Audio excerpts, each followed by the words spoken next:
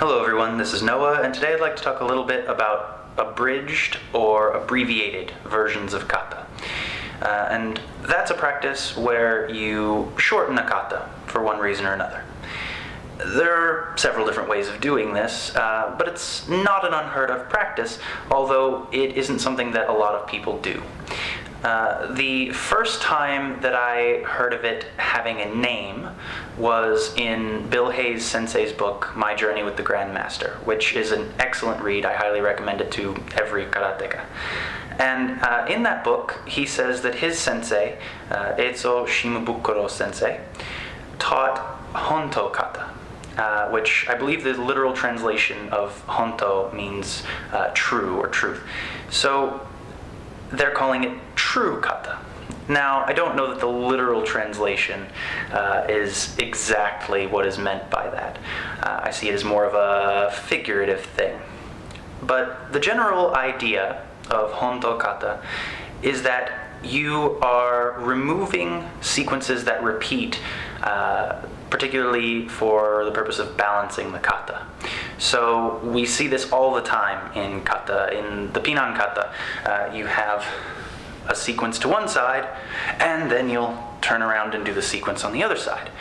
And doing it on both sides is there for balance. You're learning to do the same techniques on both sides, and it also balances the enbusen, the actual performance line that you draw as you walk through the kata. And in Honto kata, you wouldn't do that. You wouldn't be repeating sequences. And it really changes how you look at the kata from an application perspective, because not only does it get shorter, but it changes some of the transitions between techniques, because the kata was designed to go from one technique to another in a particular order. And when you start removing things that repeat, it changes how you move from one technique to another. And in doing so, that changes some of the applications that fit that sequence. So it's something that I highly recommend you explore. It's not something that is required or that you need to make as a standard in the curriculum or that you need to spend a great deal of time on. But every now and then, I find it really beneficial to just take some time, go through the kata, and remove the balancing portions, remove the repeating sequences, and think about how that changes the application of the kata. Now, this isn't something that is completely unheard of, although it is rather rare. Not too long ago, Paul Enfield Sensei posted a video of Suparenpei done various ways that were abridged or shortened or altered in some way, which you can watch over here.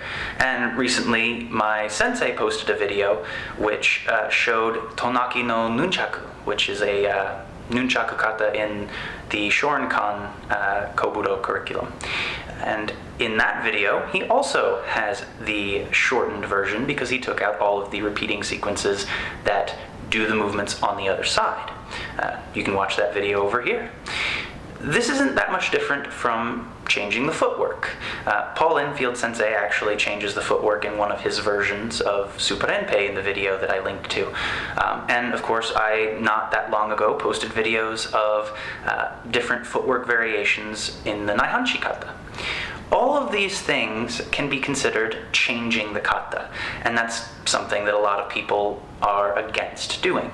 But if you look at it not as changing the kata, but as exploring the kata, it really gives you an excellent opportunity to sort of dive deeper into the possibilities that are contained within the movements.